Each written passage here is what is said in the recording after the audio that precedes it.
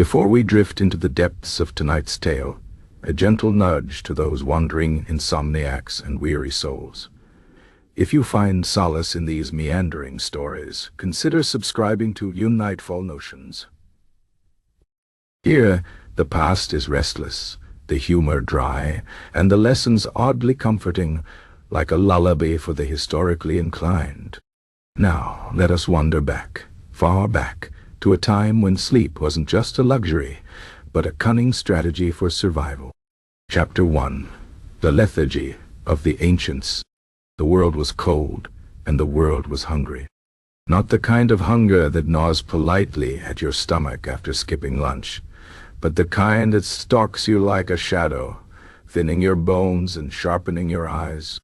In this age of scarcity, where every berry plucked or hair snared meant the difference between another sunrise or an eternal nap, the cleverest among early humans weren't the swiftest or the strongest. They were the sleepiest. Take Urg, for instance. Urg was not a leader, nor a hunter of legendary skill. Urg was, by most accounts, profoundly lazy. While his fellow tribesmen clambered up cliffs to chase wiry goats or spent hours digging for roots, Urg yawned. He stretched. He found a sunny rock, curled up, and dozed. At first, the others scoffed. "Urg will starve," they muttered, shaking their heads as they trudged off to expend calories they couldn't afford to lose. But Urg conserved. While they burned energy chasing meals that often escaped, Urg's slow, sleepy metabolism kept him alive on far less. When winter came, and the land froze into a cruel, barren sheet, it was Urg who still had the strength to shuffle to the last patch of edible lichen. The others? Too weak from constant motion, too exhausted from endless striving. Then there was Yenna, who dozed through droughts. While her kin paced and fretted, licking cracked lips and scanning the horizon for rain that wouldn't come, Yenna slept through the worst of it. Her body demanded less water.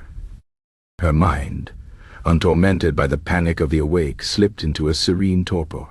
When the rains finally returned, she was the one who could stand without swaying, who could lead the others to the newly filled streams. Sleep, in those days, was a silent rebellion against a world that demanded ceaseless activity. The ones who napped through the lean times, who conserved their strength with the discipline of a hibernating bear, were the ones who passed on their genes. The others, they became cautionary tales, the ghosts of overexertion. Of course, it wasn't all noble strategy. Some slept out of sheer boredom. There was only so much excitement to be had in staring at the same patch of scrubland, waiting for something to happen. So they dozed, and in doing so, they inadvertently cheated death. The line between laziness and evolutionary brilliance was thin, and often it was just a matter of perspective. The ancients didn't have a word for survival of the fittest. If they had, it might have been something like survival of the stillest. Or, more accurately, survival of those who figured out that sometimes the best action is inaction. The ones who could quiet their restless limbs and still their racing minds were the ones who lived to see another season. They were the ones who, in their quiet, unassuming way, outlasted the chaos. And so, as the fires burned low and the stars turned overhead, the sleepiest among them dreamed on. Unhurried, unbothered, alive, but boys. Chapter 2. Nap or Perish. The Hunter-Gatherer Dilemma. The great plains stretched endlessly under a sky so vast it made even the most ambitious hunter feel small. Food was scarce, predators were many, and the only thing more dangerous than moving too little was moving too much. In this delicate balance between starvation and becoming something else dinner, the hunter-gatherers who thrived were not the ones who ran the hardest, but the ones who knew when to stop running altogether. Consider the tale of Brock, a man whose enthusiasm for hunting was matched only by his inability to stay quiet. Brock was a whirlwind of motion, crashing through underbrush, shouting at prey, and generally making himself the center of attention in an ecosystem that strongly preferred anonymity.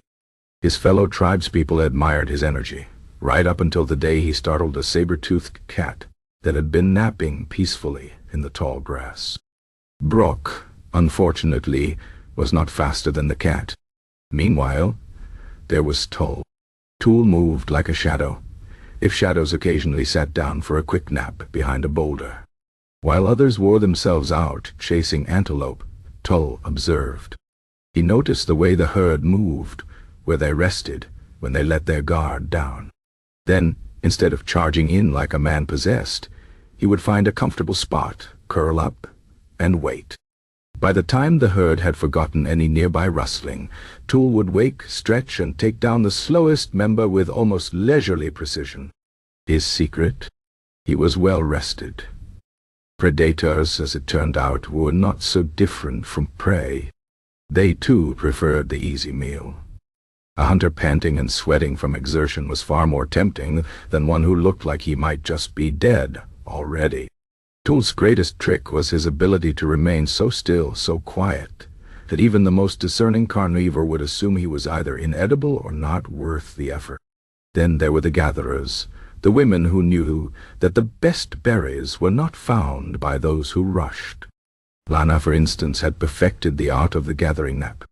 She would meander through the forest, picking what she could, then pause in a sunny clearing to doze for precisely as long as it took for the birds to forget she was there. Birds, she had learned, were excellent at finding ripe fruit. By letting them lead the way, albeit indirectly, she always returned with the sweetest, juiciest vines, while others came back with sour or half-rotten haul.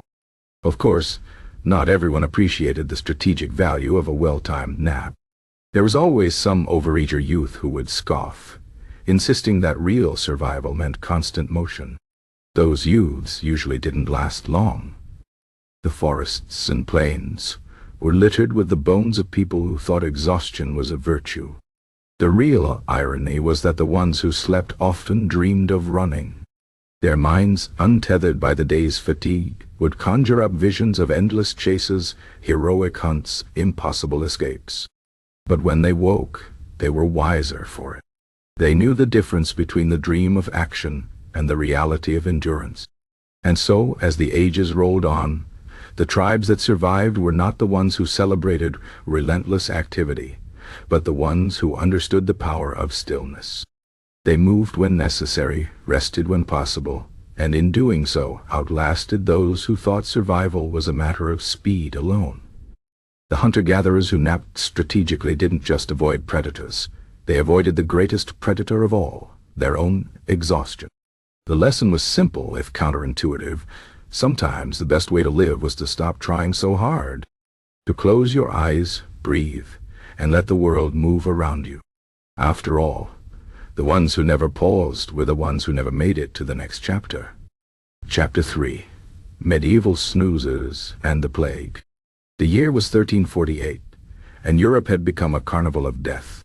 The Black Death slithered through cities and villages like an invisible serpent, coiling around throats and squeezing the life from its victims with grotesque efficiency. Doctors in beaked masks, stuffed with herbs, wandered the streets, prescribing remedies that ranged from useless to actively harmful. People burned incense, flagellated themselves, and whispered desperate prayers to a god who seemed at best indifferent. And then there was Brother Anselm. Brother Anselm was a monk of questionable piety, but impeccable nap timing. While his fellow brothers fasted, prayed, and tended to the sick, contracting the plague with admirable consistency, Anselm had perfected the art of strategic lethargy.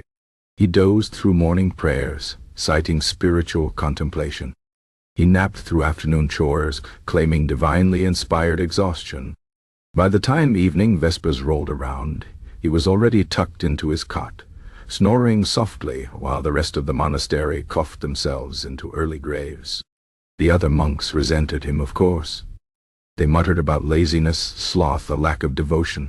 But as the weeks passed and more of them collapsed into the mass graves dug outside the abbey walls, their numbers thinned while Anselm remained. uninfected, unbothered, well-rested. Meanwhile, in the nearby town of Wexbury, a similar phenomenon was unfolding. The Black Death thrived on movement, on contact, on the breath and sweat and frantic energy of the living. The more people scurried about, the more the plague spread. But the town's laziest residents, those who had always been chastised for their lack of industry, found themselves accidentally insulated. Take Eleanor, a widow who had long been criticized for her habit of lying abed till noon. While her neighbors rushed to market, attended funerals, and visited sick relatives, Eleanor slept. When the town council organized a desperate procession to beg divine intervention, Eleanor rolled over and pulled her blanket tighter. She missed the event entirely, along with the plague-ridden coughs of her fellow townsfolk packed shoulder to shoulder in the church. By the time she woke, half of them were dead, and Eleanor remained untouched.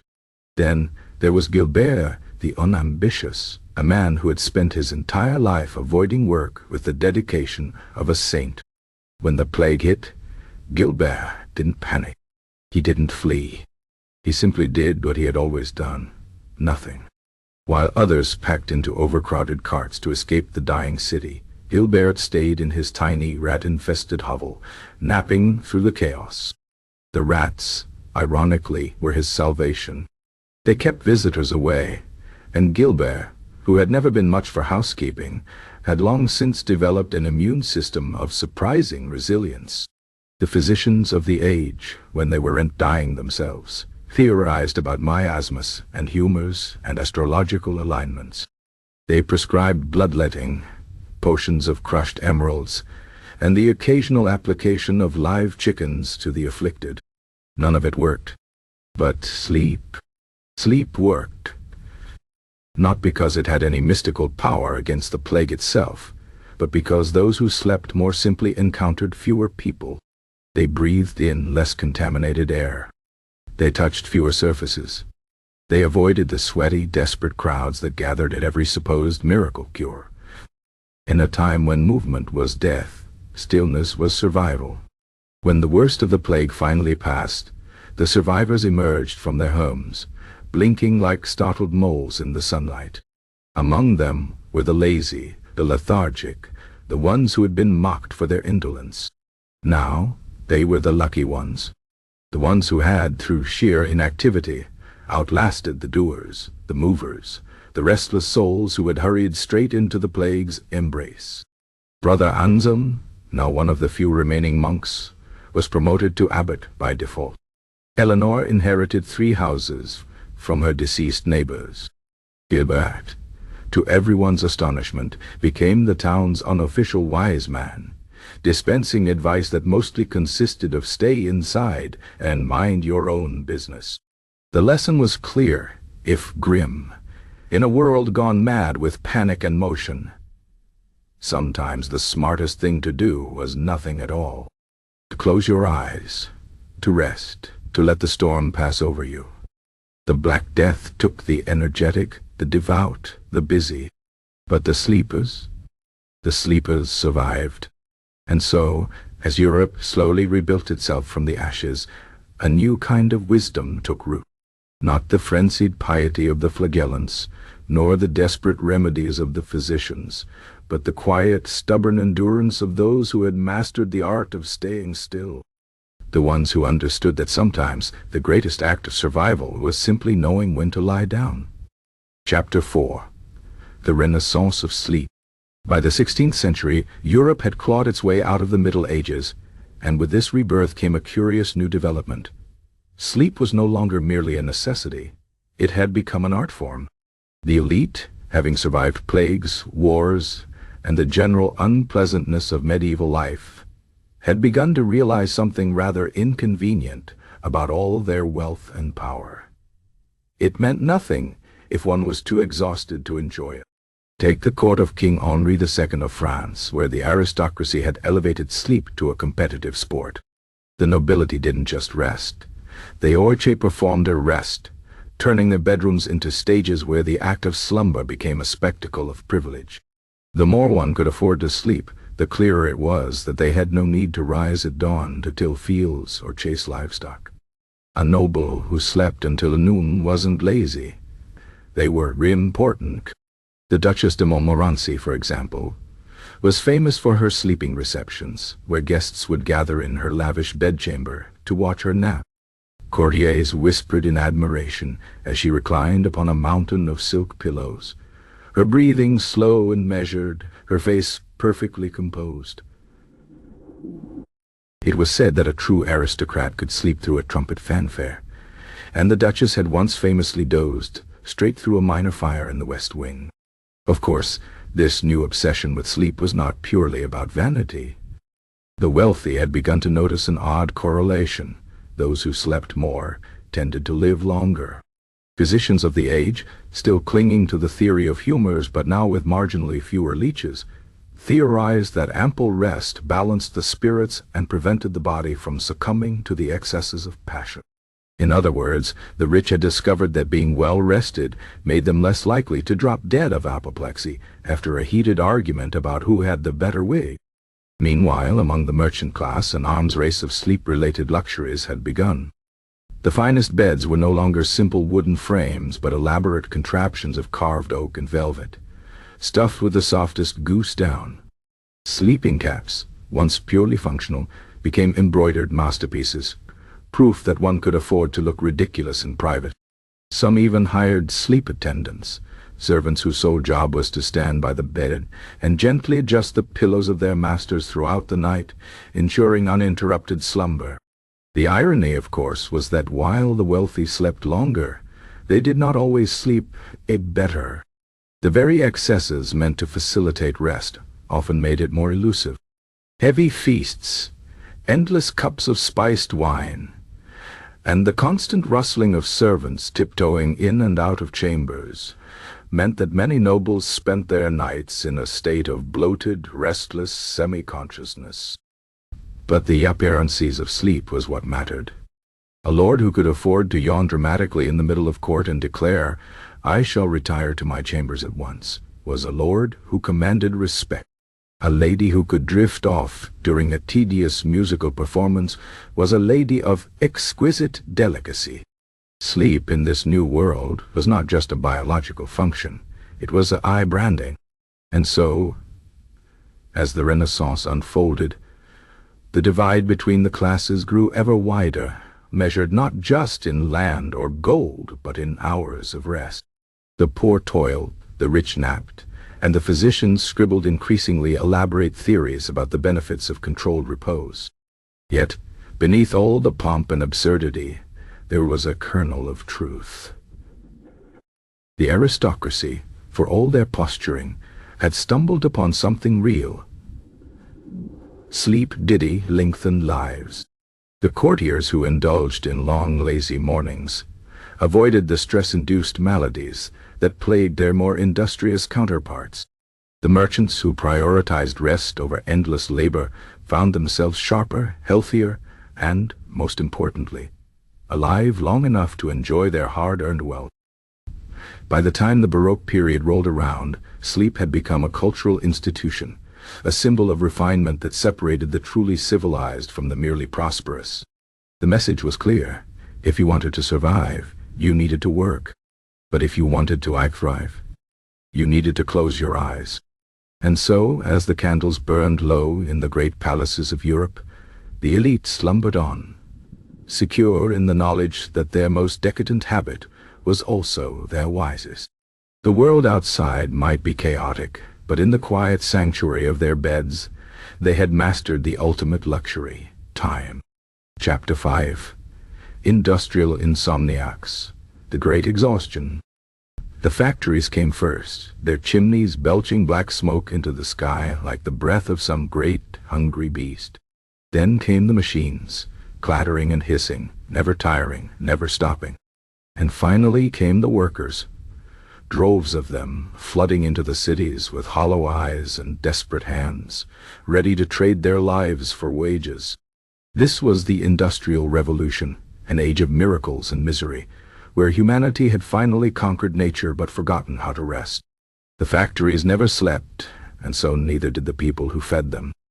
Take Thomas Whitlow, age 12, who rose before dawn each morning to work the spinning frames at the Manchester cotton mill. His fingers were nimble, his body small, perfect for scrambling beneath the machines to clear jammed threads.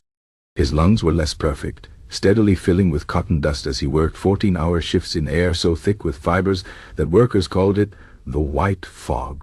Thomas would stumble home each night, ears still ringing with the factory's endless clatter, only to collapse onto a straw pallet he shared with 2 siblings. Some nights he dreamed of the machines. Other nights he didn't dream at all. Thomas died at 17, coughing up bloody spools of thread from lungs that had essentially become part of the textile industry. His death certificate listed consumption, but everyone knew the truth. He'd been worked to death. Meanwhile, in his country, estate just 20 miles away, Sir Reginald Ashworth III reclined on a divan, complaining of nervous fatigue to his personal physician.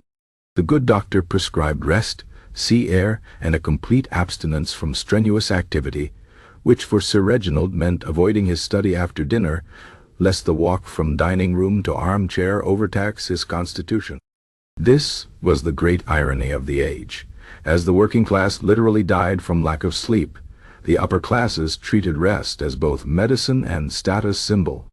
While children like Thomas Whitlow dropped dead at their machines, the wealthy developed elaborate theories about neurasthenia, a fashionable condition caused by too much thinking and not enough repose.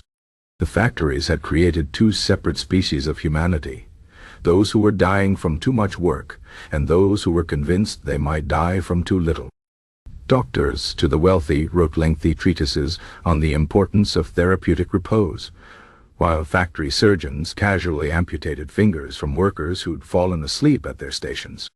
The same medical journals that warned against the dangers of overstimulation for gentlemen simultaneously declared that factory workers required only 4 hours of sleep. Any more would make them lazy and unproductive. The cities became temples to this new religion of exhaustion. In London, the working poor developed a desperate caffeine addiction, propping themselves up with endless cups of strong tea, while the rich sipped warm milk before bed. The middle classes, caught between aspiration and survival, developed a peculiar half-existence, dozing fitfully in chairs during omnibus rides, snatching minutes of sleep wherever they could. Even the architecture reflected this divide. The wealthy installed blackout curtains in their bedrooms to simulate eternal night, while tenement dwellers slept in shifts in crowded rooms where someone was always coming or going.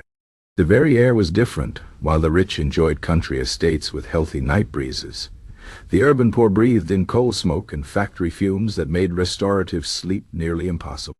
The greatest irony came when scientists began noticing that well-rested individuals actually worked more efficiently. Factory owners, ever eager to squeeze more productivity from their human machines, implemented nap rooms, not out of kindness, but because they'd realized a worker who'd slept 15 minutes could work another 2 hours without collapsing. It was the same logic that made farmers let oxen rest, applied now to human beings. By the century's end, the pattern was clear. Those who could afford to sleep lived longer, healthier lives. Those who couldn't slowly destroyed themselves.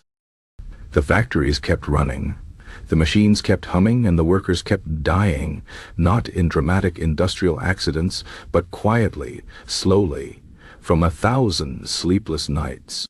And through it all, the wealthy slumbered on in their feather beds, dreaming sweet dreams of progress. Chapter 6. The Siesta Survival Strategy. While the industrialized world marched itself into exhaustion, a different rhythm thrived along the Mediterranean coast. Here, in the sun-baked villages of Spain, Italy, and Greece, civilization had perfected an art that northern workaholics viewed with equal parts envy and suspicion. The sacred midday nap. The siesta wasn't just a habit. It was a philosophy, a way of negotiating with the brutal arithmetic of daylight and heat. And, as it turned out, it was also a remarkably effective survival strategy. Take the village of Monteverde, where the sun at noon didn't just shine, it punished. By midday, the whitewashed walls of the houses radiated heat like bread ovens, and the olive trees stood motionless, as if even they were too exhausted to sway. The farmers who rose before dawn to tend their vineyards knew better than to challenge the sun's tyranny. When the church bell tolled twice at midday, the village surrendered. Doors closed. Shutters latched. The streets emptied as if the entire population had been spirited away.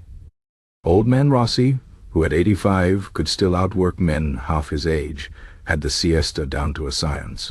He would finish his late morning glass of wine, wipe his mustache with a satisfied sigh, and retreat to his darkened bedroom with the solemnity of a monk entering prayer. His siesta routine was sacred. First, the removal of his shoes, which he lined up precisely parallel to the bed. Then, the slow folding of his hat over the chair. Finally, the ceremonial loosening of his suspenders, one snap at a time, before lying flat on his back with his hands folded over his chest like a man already in his coffin. He would then proceed to sleep so deeply that neighbors claimed a cannon could go off in the piazza and Rossi wouldn't so much as twitch. The northern doctors who occasionally passed through the village shook their heads at this practice. Laziness, they muttered. A primitive habit.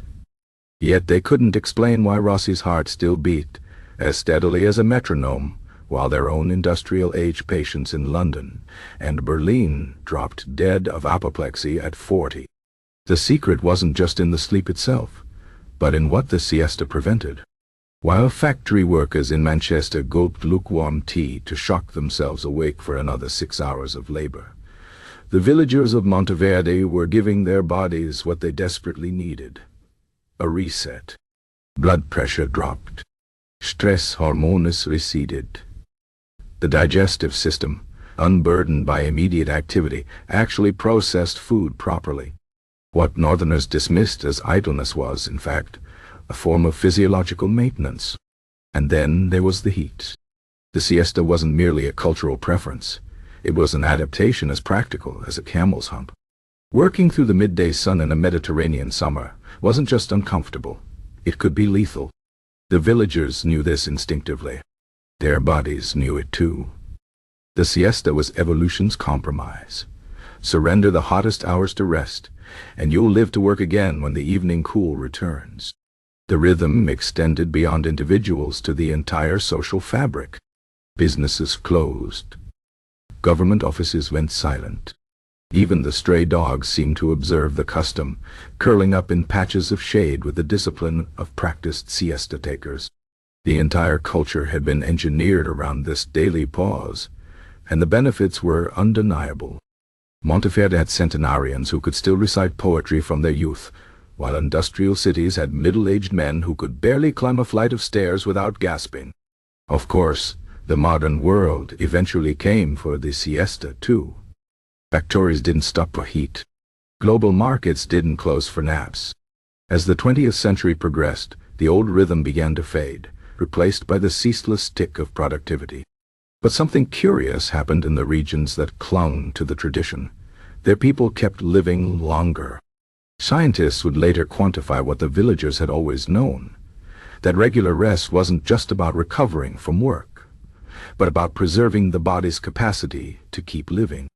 And so, while the industrialized world pumped itself full of caffeine and stimulants, while it celebrated all-night work sessions as a badge of honor, the Mediterranean quietly preserved its ancient wisdom. The message was simple, if subversive. Sometimes, the most productive thing you can do is nothing at all. As the sun began its descent over Monteverde, the shutters would creak open once more. Old man Rossi would emerge, blinking like an owl. His suspenders snapped back into place with military precision. The village would stir back to life, refreshed and ready for the evening's work. There's a reason this rhythm had survived for millennia. It worked. Chapter 7. Sleeping Through Wars. War, by its very nature, is a thing of terrible wakefulness.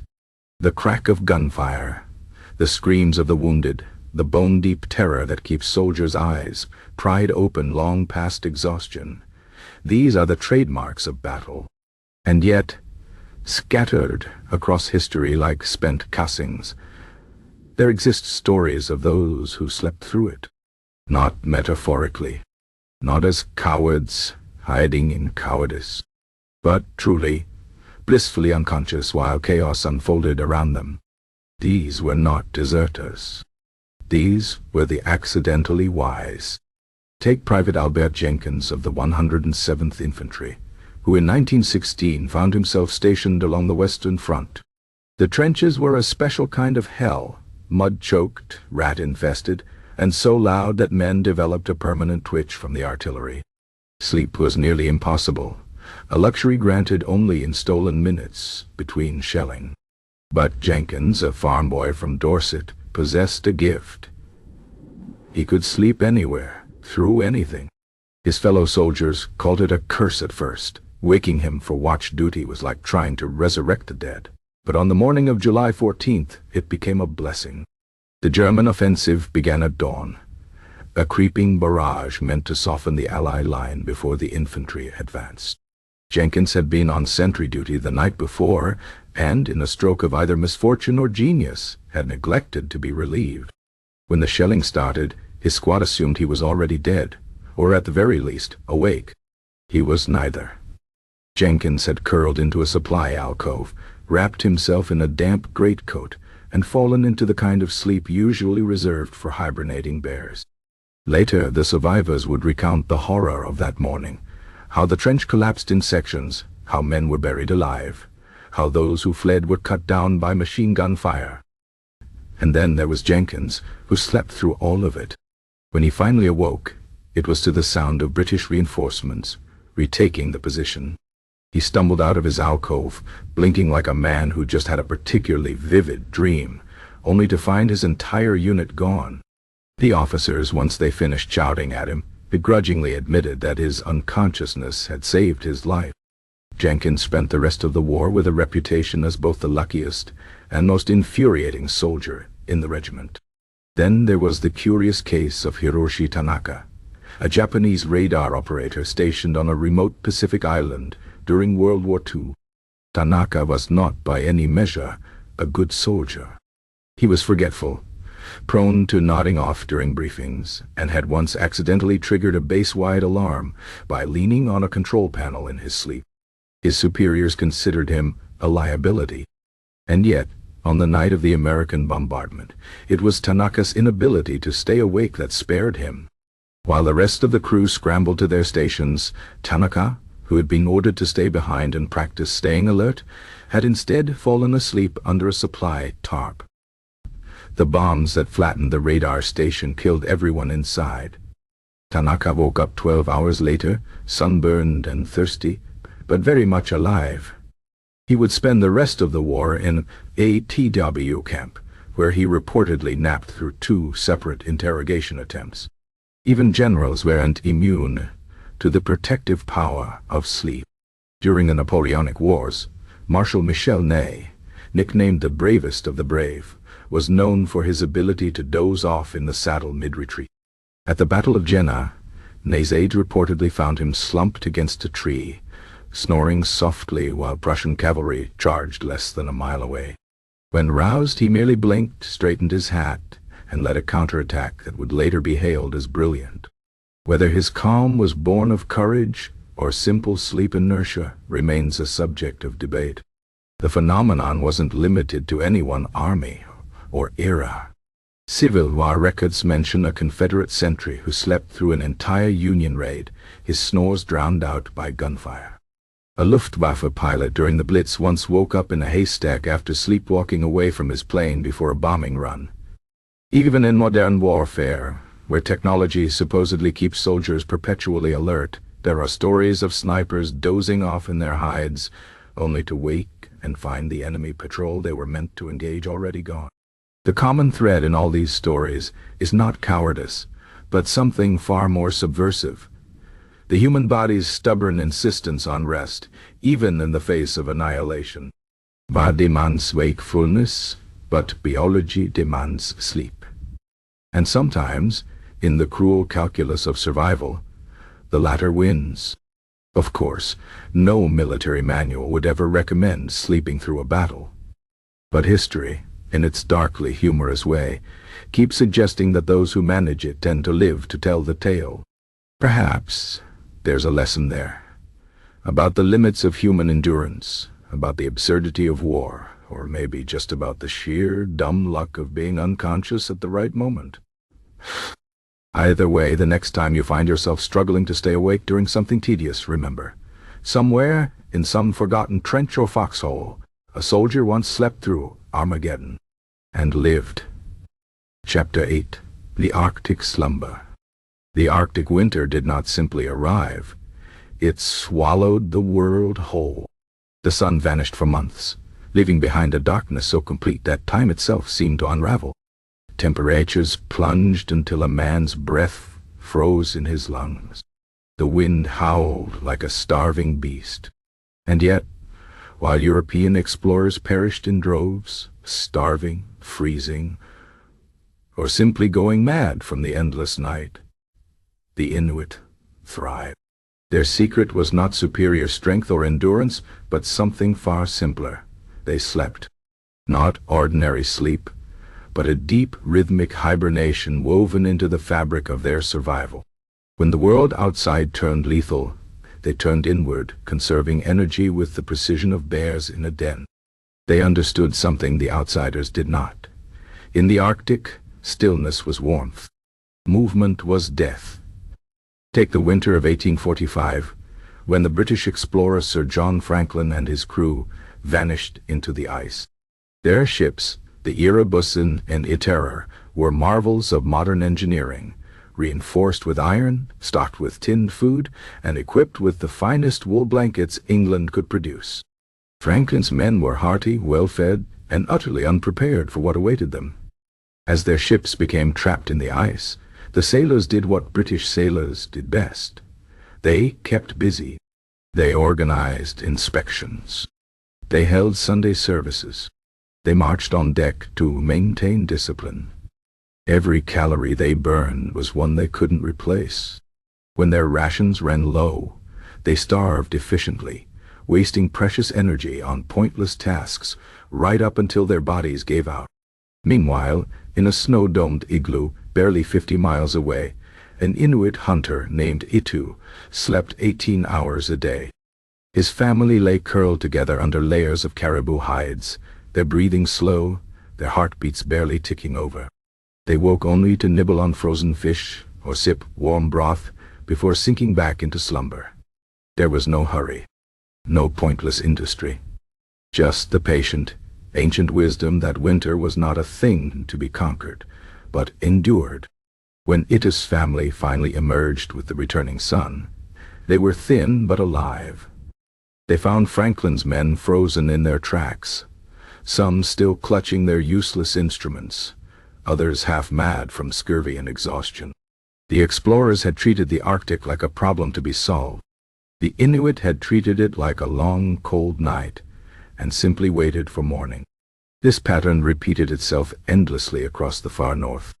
European expeditions arrived with their watches wound tight, their schedules rigid, their bodies unaccustomed to the luxury of rest. They burned through their supplies, then burned through themselves.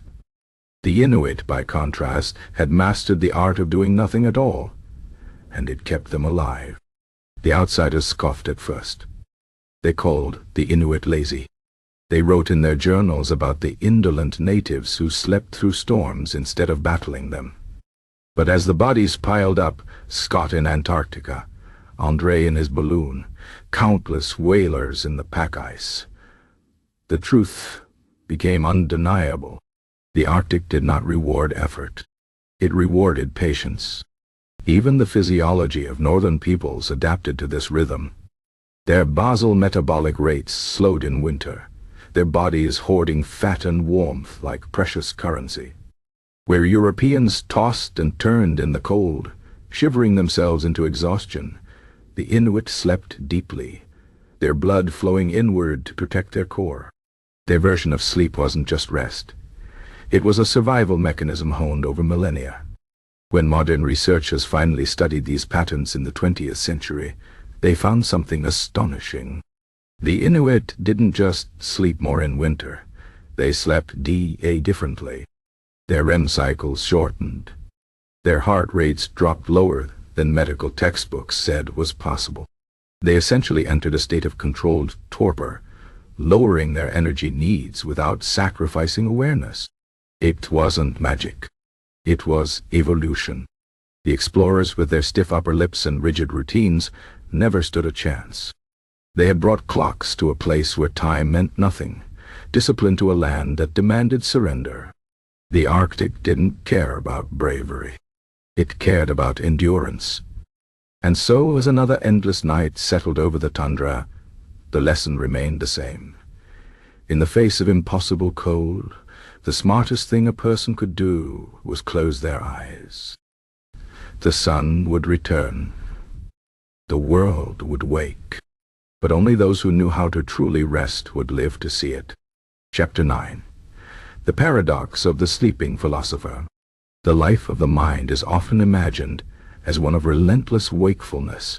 The philosopher hunched over his desk by candlelight, wrestling with truths too profound for mortal comprehension. Yet history's greatest thinkers knew a secret their admirers often forget. Genius requires sleep. Not just rest, but surrender. The mind solves its greatest puzzles not through brute force, but by stepping away, by letting the machinery of thought turn unsupervised in the dark. René Descartes, father of modern philosophy, was famously fond of sleeping in. His Meditations on First Philosophy, the work that upended European thought with its simple declaration, I think, therefore I am, was largely composed in bed. Descartes claimed his most productive hours came during the liminal state between sleep and wakefulness, when the rigid structures of daytime logic softened, allowing strange and brilliant connections to form. He would lie motionless for hours, half dreaming, as ideas crystallized behind his closed eyelids. His servants knew better than to disturb him before noon. When the great man finally emerged, it was often with solutions to problems that had seemed insoluble the night before. This habit infuriated his contemporaries. The Dutch theologian Voetius once publicly accused Descartes of philosophizing horizontally, as if lying down while thinking was somehow indecent. But Descartes merely shrugged. He knew what his critics did not, that the mind, when freed from the tyranny of full consciousness, could navigate intellectual labyrinths that baffled the wide-awake. His famous E Cogito itself came not from frantic deduction, but from the quiet clarity of a mind rested enough to recognize its own existence. Then there was Nietzsche. Friedrich Nietzsche's relationship with sleep was more tumultuous, a dance between ecstatic creativity and eventual ruin. In his productive years, he followed a rhythm that would give any modern productivity guru apoplexy. He slept when tired, wrote when inspired, and paid no heed to conventional schedules. During his summers in the Swiss Alps, he would hike for hours, then collapse into deep, dreamless sleeps that lasted well into the afternoon. These periods of rest, he claimed, were when his best ideas fell upon him like ripe fruit. His Zarathustra spoke in metaphors that could only have sprung from the borderlands of sleep. But as Nietzsche's health declined, his migraines worsening, his vision failing, his relationship with sleep grew twisted. He began self-medicating with chloral hydrate, a sedative that granted oblivion at the cost of groggy, fractured mornings. The man who once praised the creative power of rest now fought against his own exhaustion, dosing himself into stupors just to escape the pain of wakefulness. His letters from this period reveal a tragic irony. The philosopher who declared one must still have chaos in oneself to give birth to a dancing star was slowly being undone by his inability to find peaceful chaos in sleep.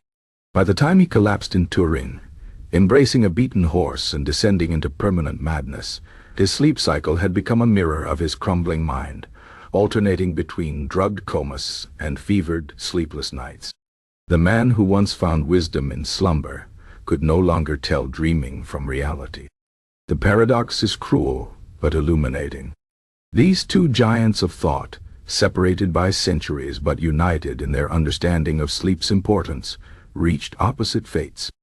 Descartes died peacefully in Sweden, allegedly from pneumonia contracted after giving philosophy lessons to Queen Christina at her demanded 5 a.m. start time, a brutal schedule that finally broke even his commitment to sleeping in.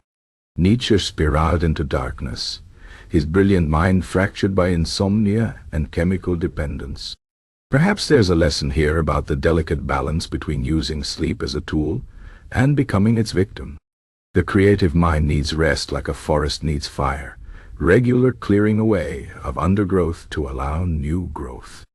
But like fire, sleep can consume as well as renew. Modern neuroscience would later confirm what these philosophers intuited. REM sleep fuels creativity by allowing the brain to form unexpected connections. Problem solving improves after rest. Even the bizarre phenomenon of sleeping on a problem has basis in fact. The sleeping brain continues working on puzzles the waking mind has set aside. So the next time you find yourself stuck on some intellectual or creative hurdle, consider the wisdom of history's thinkers. The solution may not lie in more effort, but in less. Close your eyes. Let go. And who knows, you might wake with your own a cogito, or at very least a slightly clearer head. Just maybe avoid the chloral hydrate. Chapter 10. The Hibernation Hypothesis. Every winter, as the days shorten and the cold creeps in, a peculiar phenomenon unfolds across the animal kingdom. Bears vanish into dens, their heartbeats slowing to a whisper. Ground squirrels curl into tight balls, their body temperatures plummeting near freezing. Even fat-tailed lemurs in Madagascar enter months of suspended animation, surviving on nothing but stored energy and patience. The strategy is simple. When the world turns hostile, sleep through it. Which raises an uncomfortable question: why don't humans hibernate? On the surface, we seem perfectly equipped for it. Our ancestors evolved in environments where winter meant scarcity, where freezing temperatures posed lethal threats. Hibernation would have been an elegant solution, a way to skip the worst months entirely, emerging only when food and warmth returned. And yet, here we are, shivering through February like idiots, our ancestors having apparently chosen the suffer constantly survival strategy. Or did they? The case for human hibernation begins with our biology. Unlike tropical primates who enjoy year-round abundance, early humans faced seasonal starvation. Our bodies still carry echoes of this. Winter weight gain, seasonal depression, the overwhelming urge to stay under blankets when it's cold outside. These aren't just quirks, they're evolutionary leftovers. Some scientists argue that human metabolism slows in winter, just not enough to qualify as true hibernation. We don't sleep through the season, but we do enter a lower gear, conserving energy in subtle ways. Then there are the curious historical accounts. Medieval chronicles mention entire villages becoming winter sleepy, with peasants barely stirring for weeks during the coldest months.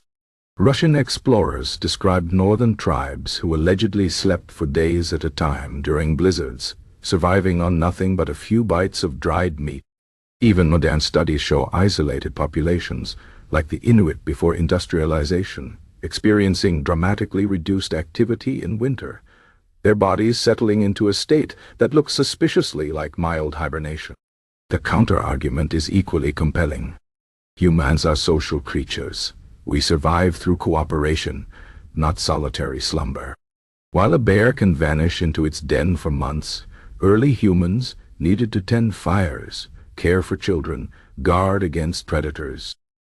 Hibernation might have been biologically possible, but socially disastrous. A tribe that slept through winter would wake to find their food stores stolen, their enemies alert, their children dead from neglect. Evolution favored the light sleeper over the deep sleeper. Yet traces remain. Consider the phenomenon of second sleep, common before artificial lighting. Historical records suggest people in pre-industrial Europe often slept in two distinct segments, awakening for an hour or two in the middle of the night before returning to slumber. This bimodal pattern, some researchers argue, resembles the brief arousals of true hibernators who periodically warm themselves before sinking back into torpor. Modern humans, with our electric lights and caffeine, have simply bulldozed over this ancient rhythm. The most tantalizing evidence comes from our closest relatives. Certain lemurs, small-brained primates, not so different from our distant ancestors, hibernate naturally. If they can do it, why couldn't early humans? The answer may lie in brain size. Hibernation is metabolically expensive for large-brained creatures. Neural tissue requires constant energy, even at rest. Bears solve this by recycling urea into protein, preventing brain damage during months of inactivity. Humans, with our disproportionately enormous brains, might have simply been too cognitively advanced for our own good. But what if we retained some latent hibernation ability? Cases of accidental human hibernation occasionally surface in medical literature. Mountain climbers surviving extreme cold by entering near comatose states, victims of exposure, reviving after hours with barely detectable pulses.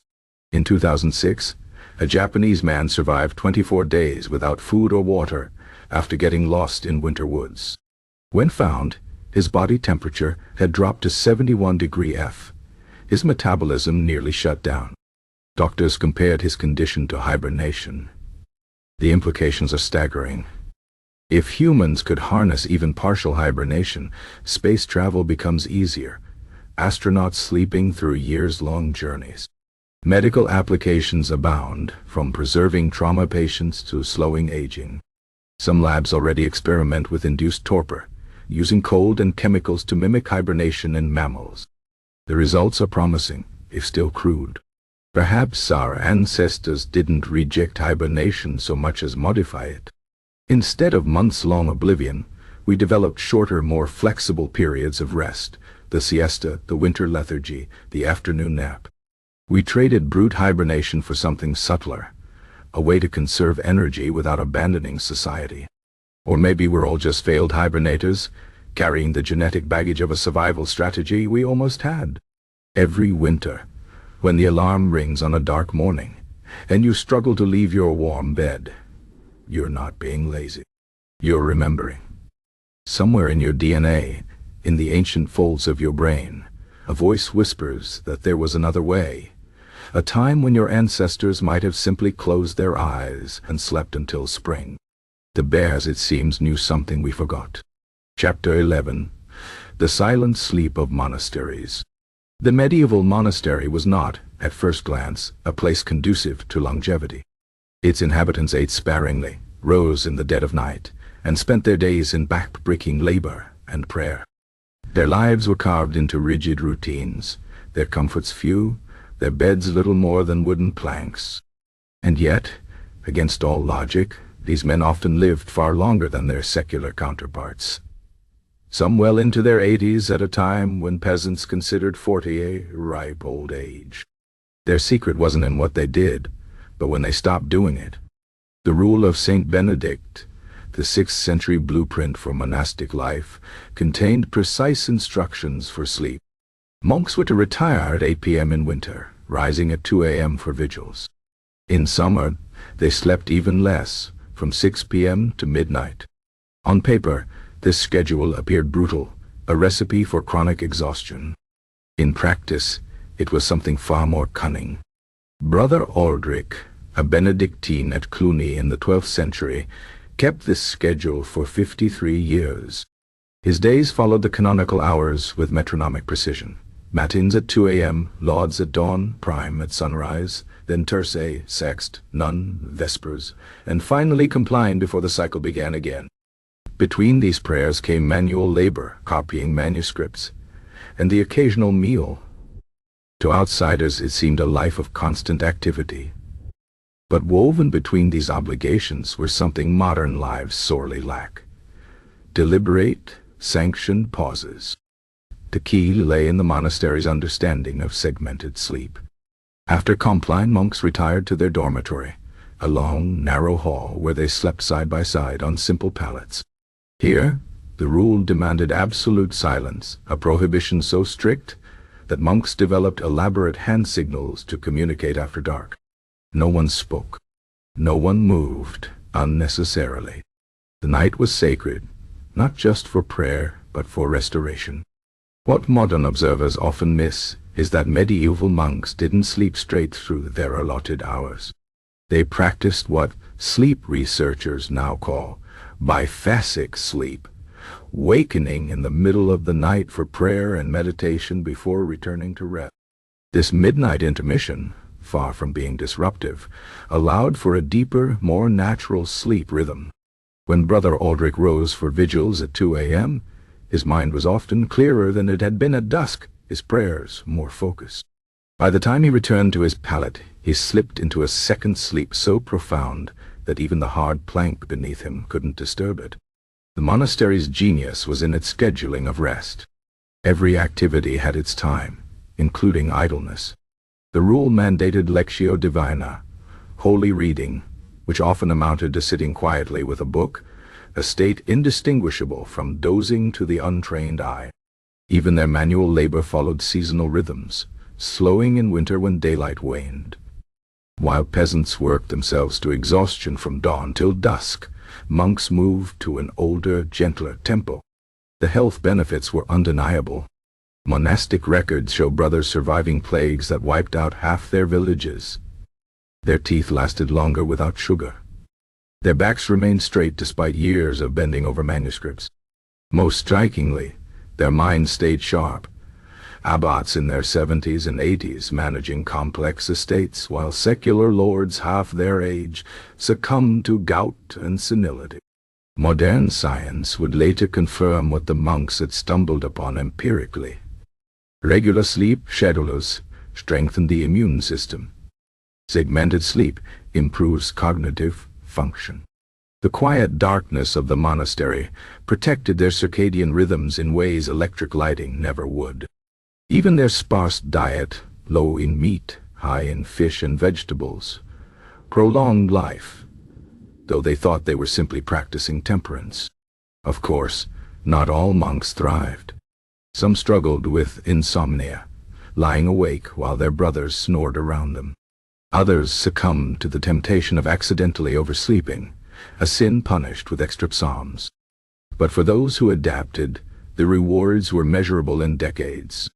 The ultimate irony is that these men who had renounced worldly pleasures inadvertently discovered one of life's greatest luxuries, proper rest. While kings tossed and turned on feather beds, worrying over wars and succession, monks slept soundly on their planks, untroubled by ambition. Their longevity wasn't despite their austerity, but because of it. As the centuries passed and monasteries grew wealthy, some orders abandoned this careful balance. Soft beds replaced wooden pallets. Rich foods supplemented simple meals. And curiously, their lifespans shortened. The lesson was clear, if unheeded. There was virtue in sleep and wisdom in silence.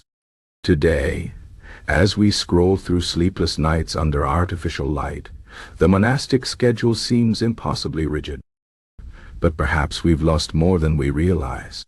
Somewhere between the chimes of vigils and the quiet of the dormitory, those medieval brothers found something modern life desperately lacks. A rhythm that honored both waking and sleep, a way to live longer by sometimes doing less. Brother Aldrich died at 84. His final words recorded as "I am ready to sleep." His tombstone bore the inscription he'd requested. He kept the hours. It was meant spiritually, of course, but it might just have been the secret to his long life. Chapter 12. The Royal Nap Conspiracy. History remembers kings and queens for their battles, their decrees, their grand political maneuvers. What the history books conveniently omit is how much of European monarchy was conducted horizontally. From Versailles to Windsor Castle, Royal bedrooms served not just as private chambers, but as strategic command centers, where the simple act of lying down became a cunning survival tactic. Take King Louis XIV of France, the Sun King himself, who perfected the art of royal repose as political theater. His morning liver and evening coucher ceremonies transformed the mundane acts of waking and sleeping into elaborate rituals attended by dozens of courtiers. To the untrained eye, this appeared to be pure decadence. In reality, it was a masterclass in controlled vulnerability. By scheduling his periods of rest with military precision, Louis ensured that any would-be assassins would have to go through an entire gilded gauntlet of nobles just to reach his bedside. The man who famously declared l'état, c'est moi, also understood something more pragmatic. The king who naps lives longer. This was no accident. European royalty had stumbled upon an elegant solution to palace intrigue. You couldn't be poisoned at dinner if you were indisposed in your chambers. You couldn't be challenged to a duel if you were resting your constitution. A monarch flat on their back was, paradoxically, harder to topple than one upright and active. The Habsburgs took this concept to its logical extreme. Emperor Charles VI spent his final years in a monastery, ostensibly retired from power, yet still ruling through carefully timed correspondence that always seemed to arrive while his rivals were asleep. His successor, Philip II of Spain, conducted the bulk of his empire's business from his bedchamber, reviewing state documents propped up on silk pillows. While lesser nobles exhausted themselves jockeying for position at court, the Spanish throne remained securely in the hands of a man who barely left his mattress. England's Queen Victoria elevated royal sleep to an art form. After Prince Albert's death, her mourning period included what historians politely call extended retirement to her chambers. In reality, she spent decades mastering the political nap, emerging only when absolutely necessary, thus avoiding countless parliamentary squabbles and assassination attempts that might have befallen a more visible monarch. Her longevity, she became Britain's longest reigning monarch until Elizabeth II owed much to this strategy of strategic reclusion. The science behind this royal survival tactic was simple, if unspoken. Well-rested rulers made better decisions, or at least fewer catastrophically bad ones. Sleep-deprived monarchs, by contrast, tended to start wars, alienate allies, and generally make the sort of choices that led to premature beheadings. Catherine the Great reportedly required 9 hours of sleep precisely because a tired empress is a dead empress. Royal physicians of the era fed this obsession with pseudo-medical justifications. They diagnosed kings with nervous exhaustion when what they really needed was an excuse to avoid tedious audiences. They prescribed rest cures that conveniently coincided with political crises. The infamous English malady that afflicted George III may have been porphyria, but its flare-ups had an uncanny tendency to remove him from situations where he might have to sign unpopular law. Even royal children learned the power of the tactical nap. Young Louis Charles, the imprisoned son of Marie Antoinette and Louis XVI, reportedly survived much of his captivity by feigning sleep whenever guards approached, a habit that might have spared him worse abuse had revolutionaries not decided a sleeping child could still die of neglect. The darker truth lurking beneath all this downy privilege was that royal sleep patterns created a perfect shield against accountability. A king could delay unfavorable treaties simply by being too fatigued to sign. A queen could avoid producing an heir for years by claiming medical rest was required. The bedchamber became the ultimate political gray zone where inconvenient realities could be deferred indefinitely with the magic words, "Her Majesty is not receiving visitors today." By the 19th century, this royal sleep strategy began unraveling. Constitutional monarchs found they could no longer govern from their bedrooms. The invention of electric lighting made round-the-clock governance possible and expected. The last true practitioner of royal sleep politics may have been Kaiser Wilhelm II, whose famous nervous exhaustion in 1918 conveniently coincided with Germany's defeat in World War I and his subsequent abdication. Today, As world leaders boast about their sleepless work ethic, they might consider the forgotten wisdom of their crowned predecessors. The rulers who survived longest weren't necessarily the most active, but the best rested. In the high-stakes Game of Thrones, sometimes the smartest move was to lie down. And if modern politicians find this lesson hard to swallow, they might recall the fate of France's Louis VI, who famously wrote nothing in his diary on the day the Bastille fell. His mistake wasn't inactivity, it was failing to claim he'd been napping. Chapter 13. The Science of Slow Metabolism. The secret to a long life may not lie in exotic superfoods or punishing exercise regimens, but in something far simpler: doing less. Much less. The historical figures who lived into ripe old age, monks, aristocrats, Mediterranean villagers, shared one surprising habit beyond their leisurely lifestyles. They all understood, whether consciously or not, the profound connection between rest and longevity. Modern science is just beginning to unravel why. Consider the case of Sister André, a French nun who died in 2022 at the astonishing age of 118. Her secret, she often claimed, was a daily glass of wine and plenty of naps. Scientists who studied her lifestyle found something more intriguing. Her resting metabolic rate was significantly lower than average for her age. Like a candle burning slower, her body seemed to conserve energy at every opportunity. This wasn't unique to Sister André. Studies of other centenarians reveal similar patterns. Their bodies simply didn't work as hard as everyone else's. The mechanism behind this phenomenon lies deep within our cells. Every waking moment, our bodies produce free radicals, unstable molecules that damage tissues over time. This oxidative stress accumulates like rust, wearing down organs and accelerating aging. But during sleep, particularly deep sleep, the body enters a state of repair. Cellular housekeeping crews sweep through tissues, repairing damage. Antioxidant production increases. Even our DNA gets tune-ups at the molecular level. The less time spent awake and metabolically active, the less oxidative damage accumulates. This explains why historical night owls tended to die young. The industrial-era factory workers who burned the midnight oil, the Renaissance scholars who ruined their health with all-night study sessions, they were essentially running their metabolic engines at full throttle without pit stops. Meanwhile, the monks who retired at sunset and the Mediterranean villagers who dozed through siestas were giving their cells regular maintenance windows. Modern sleep labs have quantified this effect in startling detail. One study showed that just one night of poor sleep increases biological aging markers at the cellular level. Another found that consistent deep sleep can make a 60-year-old's cells resemble those of a 50-year-old. The difference isn't trivial.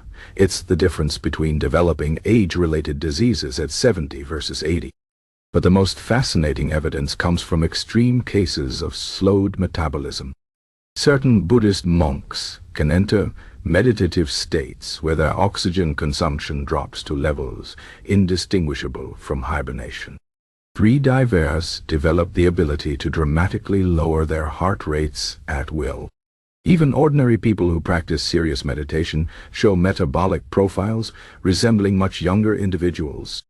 The common thread is always the same: less energy expenditure equals less cellular wear and tear. This creates an uncomfortable truth about modern life. Our always-on culture, with its 24-hour lighting and constant stimulation, may be aging us prematurely. The historical figures who lived longest weren't necessarily the healthiest by contemporary standards. Many drank heavily, exercised little, and would horrify modern nutritionists. But they all shared an instinctive understanding of pace. They moved slowly. They rested often. They conserved energy like misers hoarding gold. Perhaps this explains why women consistently outlive men across cultures and eras. Beyond biological advantages, women historically had more permission to rest, whether through sanctioned lying-in periods after childbirth, or the simple fact that hard labor often fell to men. The gender longevity gap may be partly a metabolic gap in disguise. Today's longevity researchers are finally catching up to what history already knew. Caloric restriction studies show that eating less dramatically extends lifespan in animals, not because of weight loss, but because slower metabolism causes less cellular damage. Similar research on time-restricted eating reveals benefits that appear unrelated to diet itself, but rather to giving the body longer repair periods between meals. The through line is clear. Less work for the body means more years of life. Of course, there's a limit to this logic. Comatose patients don't live longer. True hibernation remains beyond human capability. But the sweet spot, that careful balance between activity and rest that our ancestors stumbled upon, appears to be real. As modern science rediscovers these truths, they're dressing them up in new terminology. Metabolic flexibility is the monk's segmented sleep in a lab coat. Autophagy activation is the Mediterranean siesta with better marketing. But the core principle remains unchanged since the first hunter-gatherer decided to nap instead of chase one more antelope. Sometimes the best way to go far is to go slow. The implications are both liberating and frustrating. In a world that prizes productivity above all, true longevity may require the radical act of doing nothing at all. Not mindfulness apps, not power naps between meetings, but genuine, uninterrupted idleness, the kind that lowers heart rates and metabolic speeds for hours at a time. Sister Andre might have put it best when asked about her extraordinary lifespan. "I never rushed anything," she said, "not even time." As science finally confirms what history long suggested, we might all do well to follow her example and her nap schedule. Chapter 14. The Dreamers Who Outlived the Doers. History celebrates the tireless worker, the early riser, the martyr to productivity. But hidden in the footnotes of achievement are the great sleepers, those who understood that true longevity and creativity often come not from ceaseless effort, but from strategic retreat. These were the thinkers, artists, and leaders who mastered the art of doing nothing at all, and in doing so, ironically accomplished more than their frenzied contemporaries. Consider Leonardo da Vinci, whose notebooks reveal a man obsessed with sleep. He practiced polyphasic rest centuries before the term existed, napping for 15 minutes every 4 hours around the clock. While his patrons fumed about delayed commissions, Leonardo wandered through waking dreams that gave us the helicopter, the parachute, and the first accurate depictions of human anatomy. His contemporaries who kept conventional hours? They're remembered for competently painting religious scenes on schedule. Leonardo's secret wasn't just genius, it was allowing that genius time to incubate between naps. Then there was Benjamin Franklin, America's favorite early riser, or so we think. His famous early to bed and early to rise advice conveniently omits his equally famous 2-hour midday air bath, where he would sit naked in front of an open window reading or simply dozing. These deliberate pauses in productivity produced some of his most brilliant diplomatic strategies during the Revolutionary War. While younger delegates burned themselves out in all-night sessions, the 70-year-old Franklin would excuse himself for rest, only to return with solutions that outmaneuvered entire British ministries. The literary world offers even clearer examples. While Charles Dickens drove himself to exhaustion with relentless writing schedules and dramatic public readings, his contemporary Anthony Trollope, who produced 47 novels with clockwork regularity, worked only 3 hours each morning before spending his afternoons hunting, socializing, and napping. Dickens died at 58, worn out by his own industry. Trollope lived to 67, a remarkable age for Victorian times, and maintained consistent creative output until the end. The difference wasn't talent, it was Trollope's refusal to glorify overwork. Perhaps no figure embodies the paradox of productive rest better than Winston Churchill. His famous afternoon naps during World War II became a point of national concern until the results spoke for themselves. While Nazi leadership fueled itself on methamphetamine, Churchill's strict nap schedule allowed him to maintain clarity through the Blitz and beyond. His secretaries would often find him still in bed late morning, reviewing documents with breakfast tray balanced on his paunch. When pressed about this unorthodox schedule, Churchill would reply that nature hadn't intended humans to wake before noon, and who was he to argue with nature while running a war? The pattern holds across disciplines.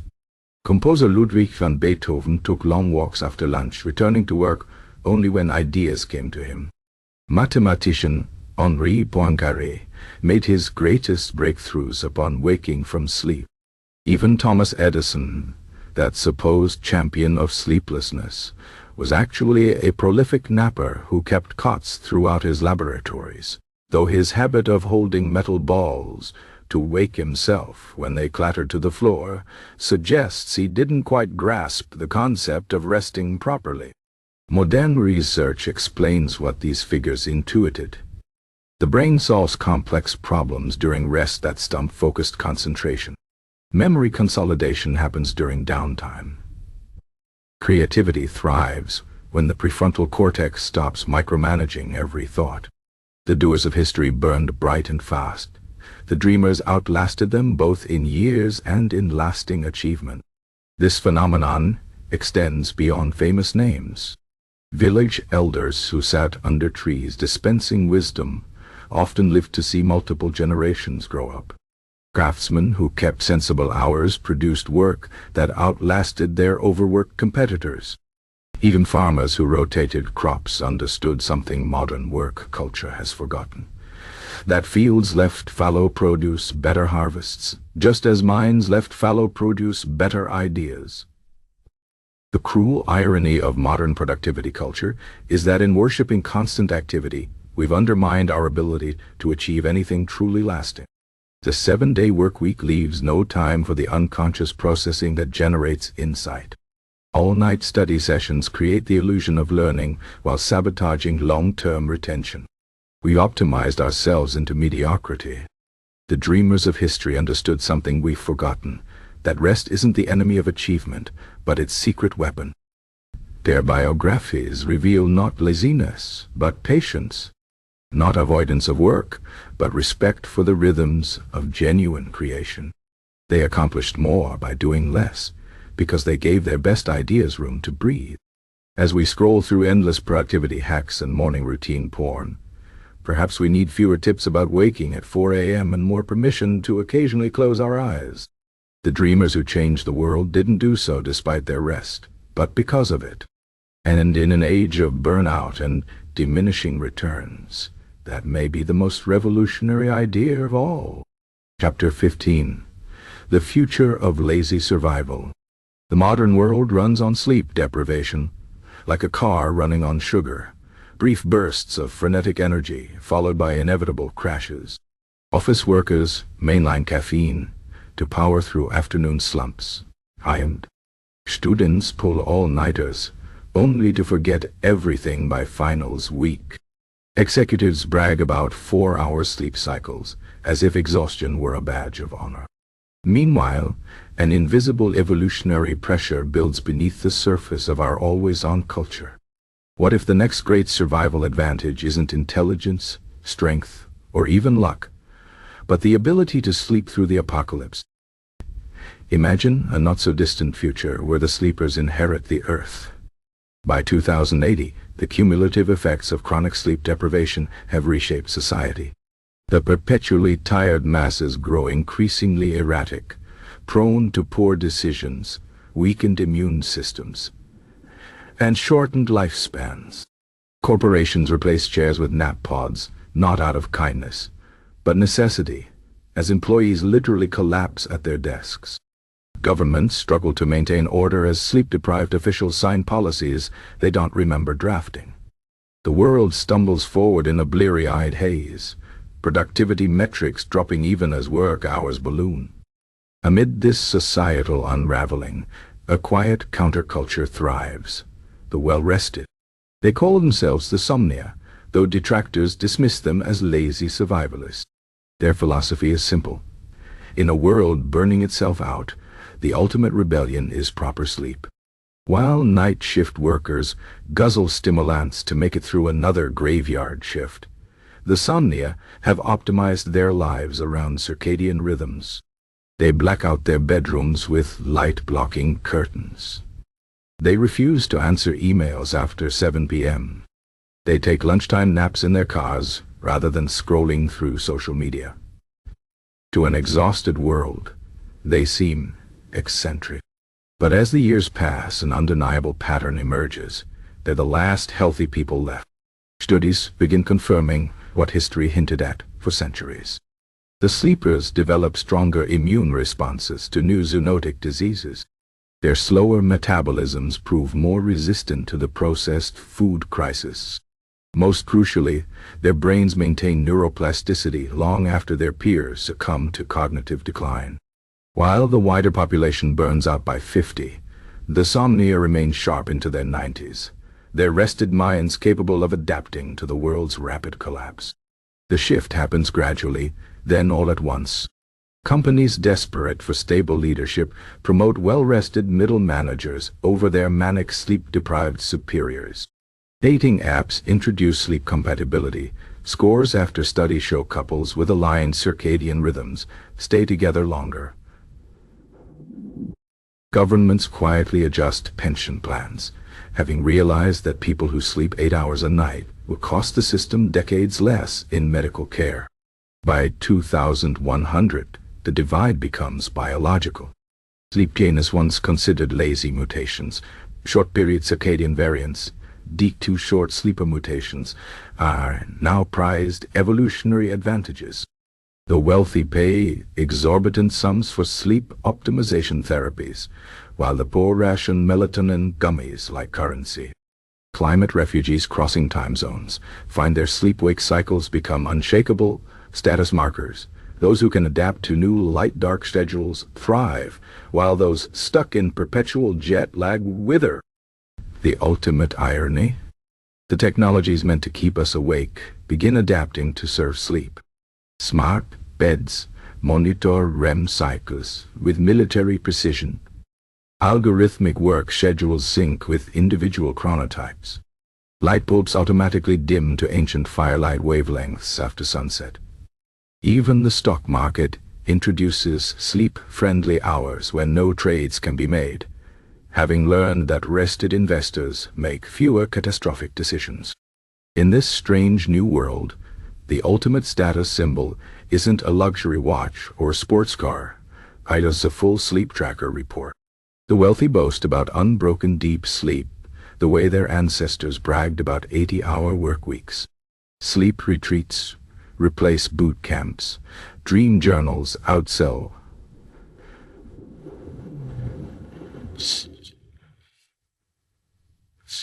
the last surviving corporations quietly remove hustle culture slogans from their walls, replacing them with dormitories and mandatory nap policies.